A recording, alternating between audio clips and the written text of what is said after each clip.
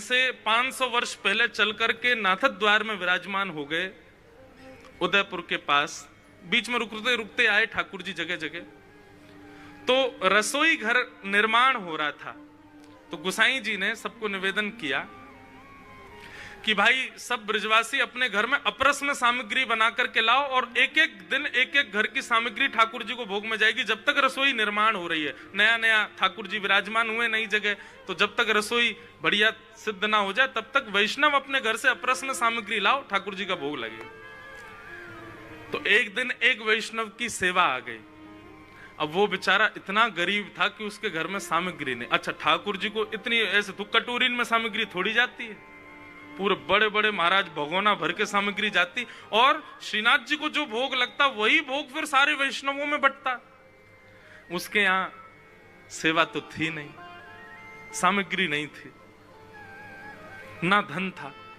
उसने मुखिया जी से जाकर के एकांत में निवेदन किया, बोले भगवान मेरी सेवा मुझसे छीनिएगा मत, मेरे घर की कल की पारी है, मुझे घर से सामग्री बना के लानी है, मैं नहीं चाहता कि मेरी सेवा छूटे। आपने यदि मेरी जगह किसी और को कह दिया तो मेरे प्राण निकल जाएंगे, लेकिन दुविधा यह है मेरे घर में सामग्री नहीं है, मुझे सेवा भी नहीं छोड़नी है और सामग्री भी पधरानी है, मैं क्या करूं। तो मुखिया जी बोले भैया अकेले ठाकुर जी की बात हो तो भाव की सामग्री ठाकुर जी स्वीकार कर लेते हैं, पर यहां तो सब वैष्णवों में भी बांटना है, ये सब भी ठाकुर जी की प्रसादी पे ही निर्भर हैं, इनको क्या पवाएंगे। थोड़ी देर विचार करने के बाद मुखिया जी बोले चलो ठीक है।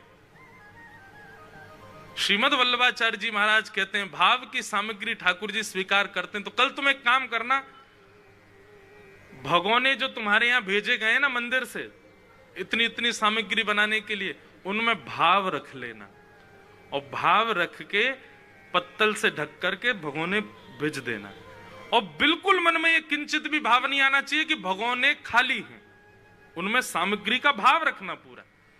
ठीक है। दूसरे दिन उस वैष्णव ने नेत्रबंद किए और भाव से चूल्हा जलाया, प्रत्यक्ष नहीं, भाव से चूल्हा जलाया, उस पर सुंदर पतीला रखा, उसमें देसी घी डाला, सुंदर ठाकुर जी को जो जो सामग्री निवेदित होनी चाहिए वो बनानी, सीरा बनाया, सब्जी बनाई, रोटी बनाई, दूध सामग्री बनाई, दूध घर की सामग्री सिद्ध की।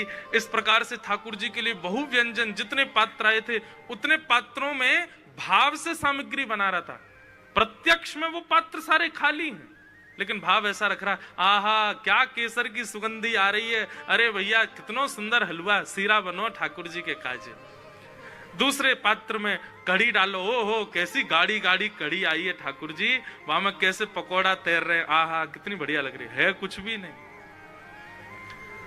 इस प्रकार समस्त सामग्रियों को सिद्ध करके खाली पत्तलों को ऊपर रख के सूतरी से बांध करके भगोने उठा उठा करके कंधे पर मंदिर में ले जा करके श्रीनाथ जी के सन्मुख पधरा दिए और कहा भगवान सामग्री आरोग।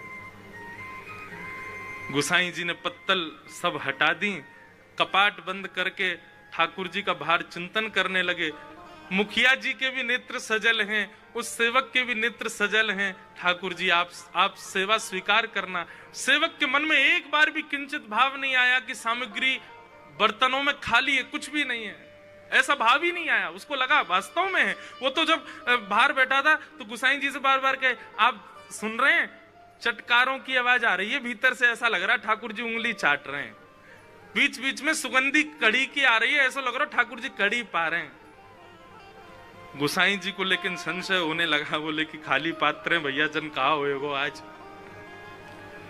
और जैसे ही कपाट खोल करके देखा तो जितनी भाव सामग्री उसने विचार की थी सब सामग्रियां वहां प्रकट हो गई, प्रत्यक्ष पात्रों में विद्यमान हो गई। ठाकुर जी के मुखमंडल पर कड़ी भात लगा हुआ था।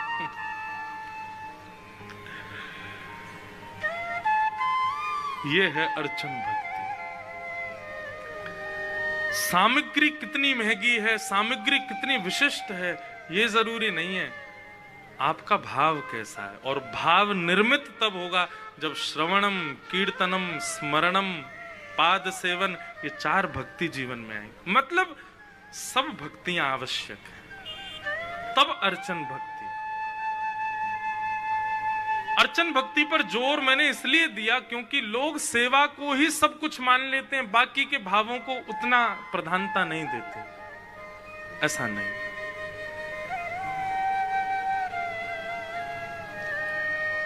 बाकी की भक्तियां पुष्ट नहीं होंगी तो सेवा करना केवल एक पाषाण की सेवा है।